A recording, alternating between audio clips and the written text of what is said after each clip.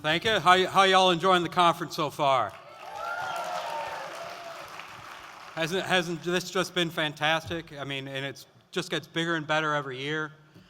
Now this next topic, first I'd just like to, for a little bit of audience participation, I always just want to know how many people in this audience are married? If you could just raise your hands. That's just about the whole audience. How many people in this audience are married to the person of the same sex?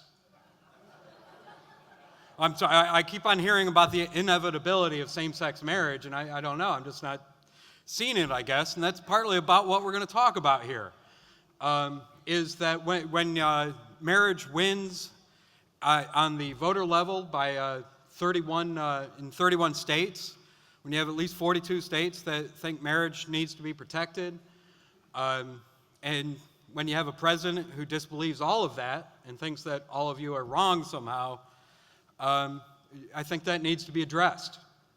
And we have some great speakers to come out to talk about it who have been fighting this fight for a number of years. First speaker will be Dan Avila, and Dan is just a new friend of mine, works at the U.S. Conference of Catholic Bishops. It's an organization somewhat dear to my heart, and since this is a panel on marriage, no offense to any ladies out here, except if you see the prettiest woman at this conference, that's my wife, Mary, of 4 years. And Dan, though, is now working alongside her. He is the policy advisor for marriage and family for the U.S. Conference of Catholic Bishops. The short time he's been there, I've seen the influence he's had both on the organization there and also on Capitol Hill in educating members on the issue of marriage. Prior to coming to the USCCB, he was at the Massachusetts Catholic Conference, where he was also involved on a number of pro-life initiatives up there, as well as the course of the big marriage fight we had up there back in 2004, I think that was. And he's been married for 21 years and now resides with his family in Maryland. Following Dan will be Derek McCoy, who I've had the pleasure of working besides for a number of years. Well, Derek currently heads up the Maryland Family Alliance and the Maryland Family Council, and he was instrumental in turning back a same-sex marriage bill there earlier this year, and I know he'll be instrumental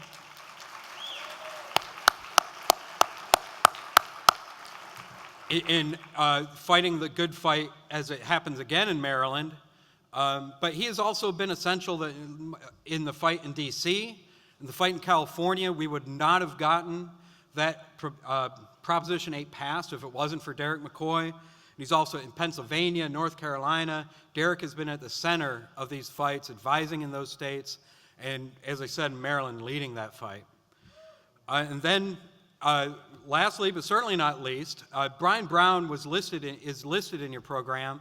However, Brian had a family emergency, and as always, I would ask you to pray for him and his family, as he had to fly out to California to be with his mom. But this woman is more than just a substitute, because she has been fighting this fight and in front of this fight for a very long time. But Maggie Gallagher is a nationally syndicated columnist.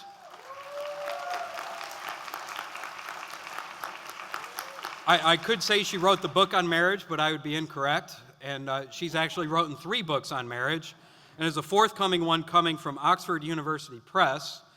Oxford University, I can barely get mine published from an online college, let alone from Oxford, called Debating Same-Sex Marriage. More important, she's the co-founder of the National Organization for Marriage, which is fairly new to the scene, except NOM, the National Organization for Marriage, has been at the forefront on a number of the different fights we've had across the nation. The New York 9 race, where Anthony Weiner, Representative Anthony Weiner, and I don't know if any of you are familiar with him or not. I would say Google him, but hopefully you have internet filters stronger than that. But at that New York 9 race, we saw a Democratic candidate who voted for same-sex marriage in the New York State Senate, and then ran for the House of Representatives and lost because of that issue.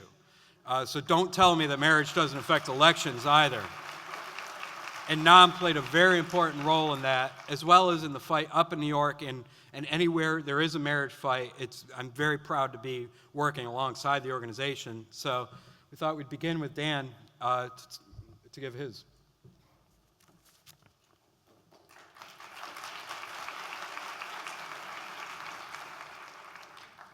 Thank you very much for the introduction and for the opportunity to share my thoughts with you today. And because we're concerned about time, I'm going to stick to the script. For 13 years, and before moving to Washington this summer, I worked for the Massachusetts Catholic bishops in their public policy office. This was a time of great turmoil. One of the most significant battles I witnessed was the debate over redefining marriage. I remember the tension in the halls of the State House in June of 2007. We were waiting for the final vote on marriage in a joint session of our state legislature. Our state Supreme Court had redefined marriage in 2003 to mean the arrangement of any two adults. Through an incredible statewide effort, our side had collected over 70,000 signatures, the most ever for any initiative petition in Massachusetts. The petition proposed for the people's consideration a constitutional amendment defining marriage as the union of one man and one woman. We needed the legislature's approval to put the measure on the ballot. We had the numbers, or so we thought. In the last hours, leaders from the party in power applied extraordinary pressure. 9 legislators switched sides, choosing the red button instead of the green button, and we lost by 5 votes. Since then, far more victories than defeats have bolstered our cause across this nation. Few predicted beforehand that voters in California and Maine, for example, would oppose redefining marriage. Our side's success at the ballot has spurred a full-scale assault in the federal courts by our opponents and by the Obama administration against the Federal Defense of Marriage Act, or DOMA, and California's Proposition 8. We are heading towards what will be an epic showdown at the United States Supreme Court.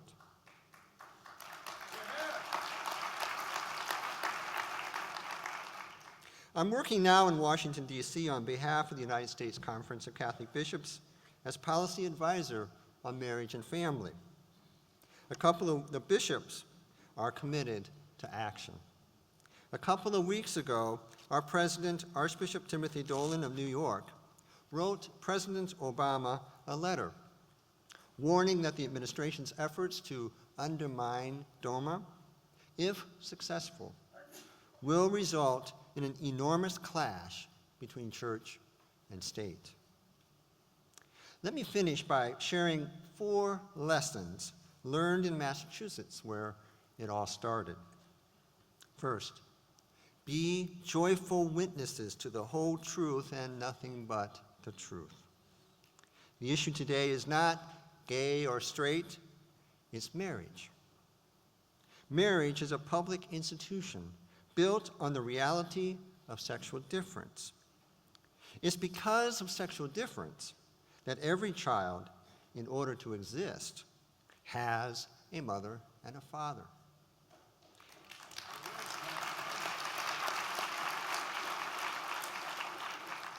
It's because of sexual difference that every child has the right to receive and benefits most from the love of both mother and father. Even when a marriage is not blessed with children, every husband and wife must reach across society's most basic and deepest human divide to make their marriage work. Because it engages persons from each half of the human family and requires 2 very different but complementary individuals to get along, the marriage bond teaches unity as no other human commitment can. Sexual difference makes the union of man and woman our first and strongest form of society. These truths are powerful, They need to be shared.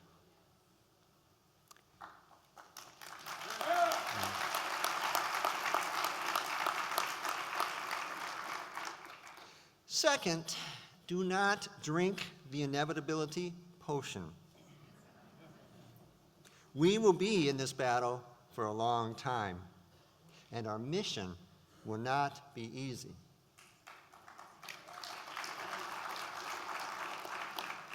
But here's the punchline. Contrary to what you're told in the media, defeat is not ordained.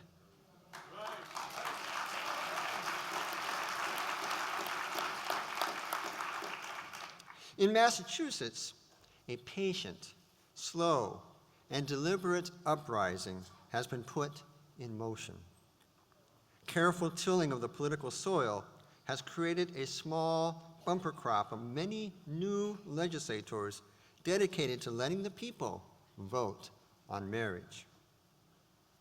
Harvest season has not yet arrived in what I call the deep north, but it's coming. My compatriots, Chris is in the front row up here, Chris Mino from the Mass Family Institute, including Chris and the wonderful allies across the spectrum. My compatriots in the Commonwealth have refused to give in, and they will not be thwarted.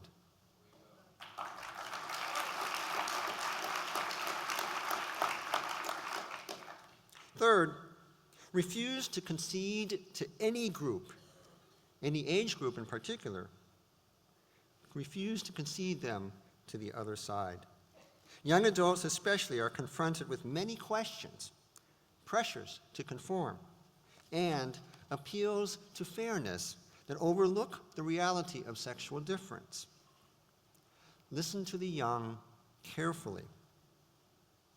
Acknowledge their situation. Communicate by the firm nudge, not by the knuckle. The institution of marriage has collapsed around the young, and they sorely need to see heroic examples of wisdom, virtue, and conviction.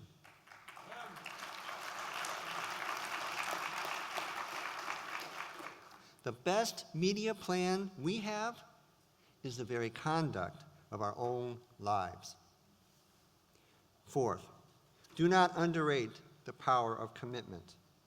In the middle of the marriage debate in Massachusetts, the Catholic bishops launched a statewide educational campaign on marriage and committed themselves to speaking out strongly. This happened at the same time the clergy abuse scandal was raging. Two polls by the Boston Globe, one before and the other after the campaign, showed a 25% jump in support among Catholics for the Church's position on marriage.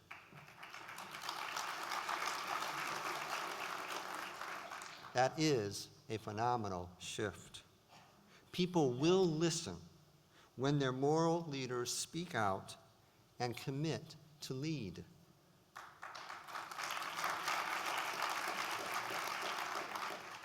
But that lesson does not apply just to religious leaders. It applies to all of us. Each one of us lives in multiple environments where others will look to us for direction. Be not afraid. Commit to lead.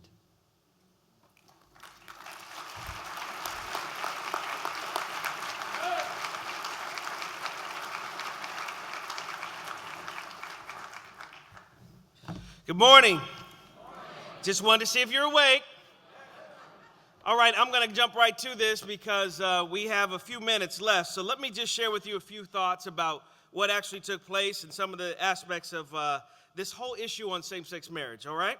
First of all, am I in the room with any warriors? I want to know that. That's good to know. I always say, let me begin by saying we can win on marriage. Several years ago, I was minding my own business, giving my best attempts at being a good Christian, citizen, dad, associate pastor, and a husband. And I did not realize that the cultural war was outside of my house just around the corner. Please excuse me for living in ignorance, but I think I was wrong. I did not know that I would be battling for the natural, indispensable definition of marriage in my day. I did not think that I would have to debate people on what was a simplistically true and natural concept, marriage between one man and one woman. I did not understand that perhaps my apathy would lead to children being used as the chess pieces, literally being captured by an agenda of people who want to impose their views and experimental perspective on our children. I did not know that I would be called a bigot and a racist. I definitely didn't know that one. I did not know that this was about sexual freedoms trumping the religious freedoms this country is so proud of. And I did not know that this was about activists instructing their troops to fight for same-sex marriage and the subversive action to completely transform the notion of family. I did not know that this was about removing God completely from the discussion and our culture. But now I do. And since I do, I've been working on this issue to win the culture on marriage and to help us stand in the gap. As I spent time in California in these different battles around the country, from Maryland to California to D.C., which I'm so challenged about, but I'll try and stay focused. But other areas, we've learned a few valuable lessons. One quick lesson is that marriage is a winning issue. As people say, marriage won in California. Come on.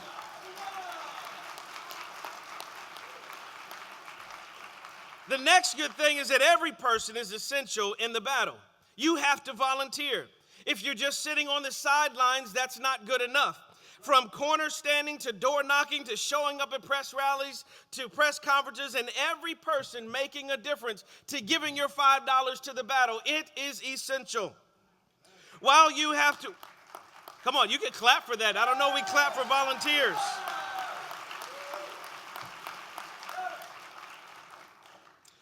While we still have a ways to go, we must bridge the racial divide that is in our country. We cannot discount the involvement of multiple ethnic groups on this battle. When we were in California, we had the ability, and I love Maggie clapped on that, but let me help you. We had the ability and we were able to have Hispanic community outreach, Asian community outreach, and African American community outreach. Without that outreach and without those numbers that we learned in those various ethnic groups, we would have lost the battle potentially.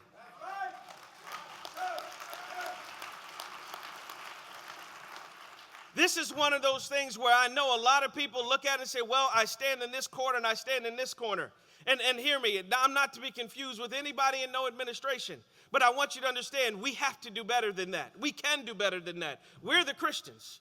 We're the ones, well, I know I am. I'm sorry, I don't know everybody, but I know I am.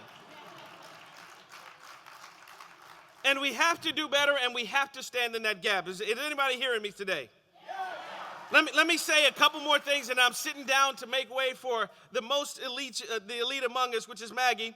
But just to help you understand, we have to work across party lines whenever possible. In Maryland, this deal would not have been won if we did not work across some of those party lines, if we did not scour, find out, and crab through everybody in the other side and looking at this thing and saying, hey, here are folks that stand with us on this issue. Here are people who agree with us. Here are people who are Bible-believing, church-going folks who believe that marriage is between one man, one woman.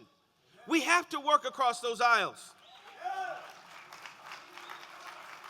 And then I'll say this in my closing last couple seconds, and I bend over, but let me just say this. I know that this is one of many critical issues in our society. We have a lot of collaboration needing on a whole lot of things, but it is a social ill that's happening. I also believe that the battle to redefine marriage is at a place where the church and the people in it, and led by pastors, must speak out and regain their moral voice.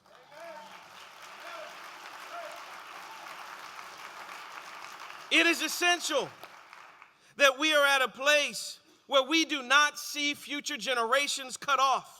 And we understand that as we step up to the plate as we swing our bat, as we work in every state, as we do everything that we can do, we can stand in the gap, as the old scripture says, and we can make a difference. Thank you.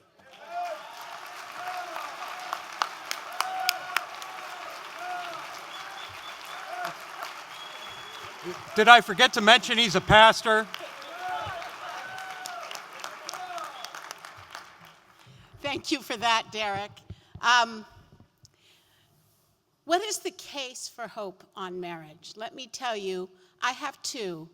And the first is personal experience.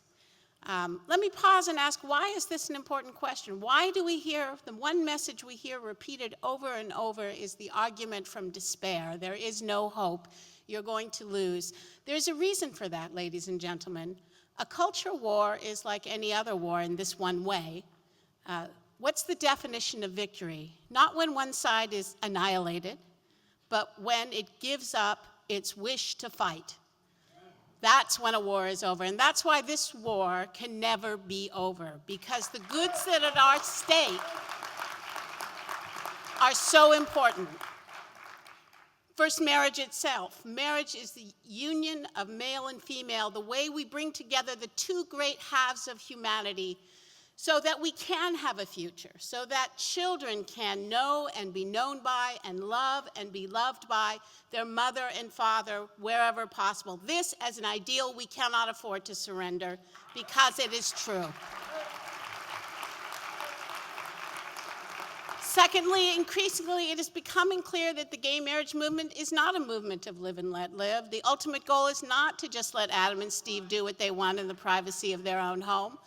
The goal, and this is what gay marriage equality means, it means a society in which government and all the public institutions influenced by government are committed to the idea there is no difference between a same-sex and an opposite-sex union. And if you see a difference, there's something wrong with you. You are somehow, amazingly, like a bigot opposed to interracial marriage. That idea is not an idea, once it's adopted by our government, is going to have and is having enormous consequences. That is the idea that we see unfolding in the public square and that is the deepest animating motivations of gay marriage advocates. And that idea we must resist because it is not true.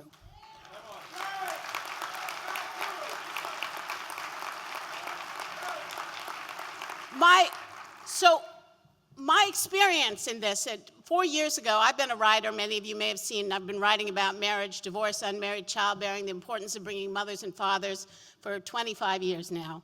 But I helped co-found the National Organization for Marriage just 4 years ago because I knew I knew the fight was going to move into state legislatures. We needed a national single-issue organization. So I want to pause and say I know all of the organizations involved in this fight, and I treasure fighting with each and every one of the people on this panel, the Family Research Council and others. But I just want to reflect here for a second my own personal experience, which is with the National Organization for Marriage. So in 2007, we knew that the Supreme Court in California was likely to invent a constitutional right to gay marriage in the state constitution. And I went out to California, a fledgling organization. We'd existed 3 months. We had a couple $100,000 in the bank. And I tried to see, can we help get a marriage amendment on the ballot, which the local California Family Policy Council was already doing. And I was told, no, there's no way to do it, okay? You can't, it takes $2 million. You have 6 weeks to raise it. You can't possibly raise that money. You're going to raise part of the money and leave the donors hanging, depressing them for other good projects. And if by some miracle you succeeded in getting it on the ballot, you were going to lose because the culture had shifted. 2 things I want to say about this. First of all, it was the people who agreed with me who were telling me that on gay marriage, right? The second thing is none of them turned out to be true, right? We have won amazing victory, fighting together, victory on the marriage issue, not only in California, but then we took back territory and reversed gay marriage in Maine as well. Talk about the deep north. They told us it was impossible to block gay marriage in New Jersey, Rhode Island, and Maryland. Thanks to Derek's help, none of those things turned out to be true. They they tried to lie to us and tell us that people in the heartland in Iowa are okay with gay marriage. And in the election in 2010, the people of Iowa demonstrated for the first time in their history, they said no to 3 judges who voted, invented, found a right to gay marriage in the Iowa State Constitution and tried to impose it on the people there. And that fight continues. In New Hampshire, we'll talk again about the deep north. Most of you don't know because even the conservative media does not cover our victories as they should. But in New Hampshire, there will be a vote to reverse gay marriage in New Hampshire, and I believe that the legislatures will do that in New Hampshire. And thanks to a lot of hard work, in 2012, the people of Minnesota and North Carolina, 2 very diverse states, are going to have the chance to decide what the future of marriage should be in their states. And I believe we will win both of those fights.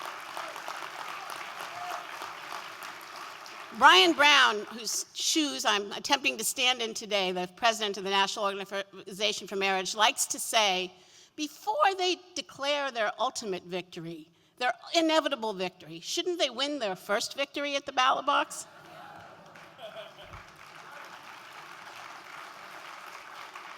But that's not the most important reason I know that this cause is not only just, but in the end will prevail. The more deeper ground as we face the relentless wave that charges that no matter how civilly and decently, and I believe in decency and civility because they're right, particularly for any of us who want to stand and speak as a believer in God, whether or not it buys us anything or whether or not it stops the wave of insults, we have to just keep doing the right thing, day in and day out, with respect for the citizens who disagree with us, and a hope to win their hearts and minds down the road. We can never become the caricature they try to turn us into in the media. But in the end, I believe with Havel, the former president of the Czech Republic, that truth and love together will prevail. Thank you. A culture war is fundamentally a war about the nature of reality. It's a contest over whose version of the truth is going to be accepted as dominant, real, true in the public square, and secondly, whether your truth, if not dominant, is going to even be tolerated in the public square. And we see this played out in the major issues. Let me pause and ask you guys. How many of you know what the Manhattan Declaration is? Thank you. How many of you have signed it? Excellent. Anyone who hasn't should go to manhattandeclaration.org and do that. Life, marriage, and religious liberty. These are interconnected issues because they go to the nature of what's true and what's real, and the foundational truths in particular of the American Republic.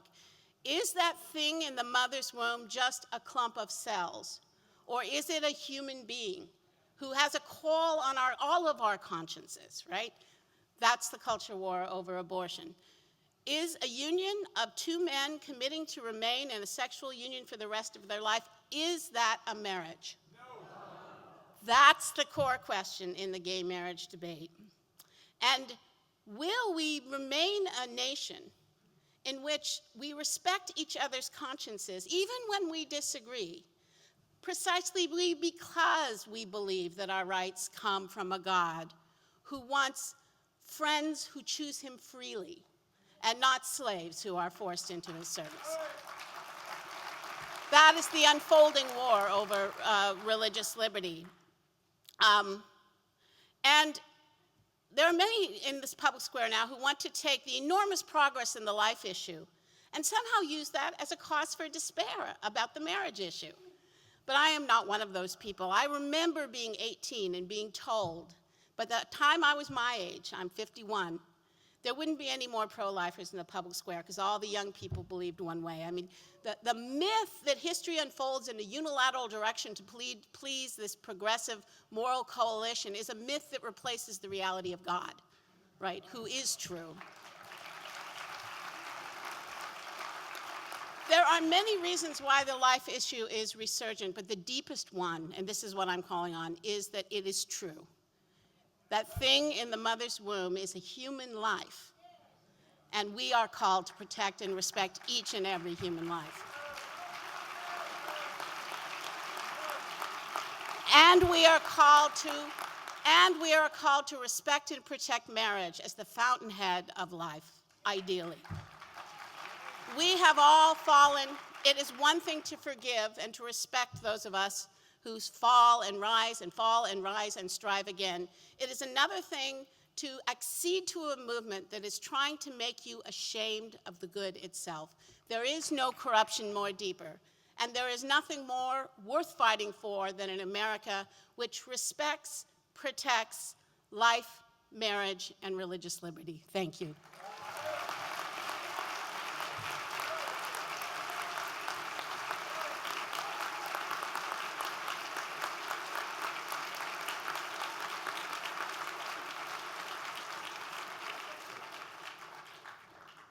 I just want to thank our panelists.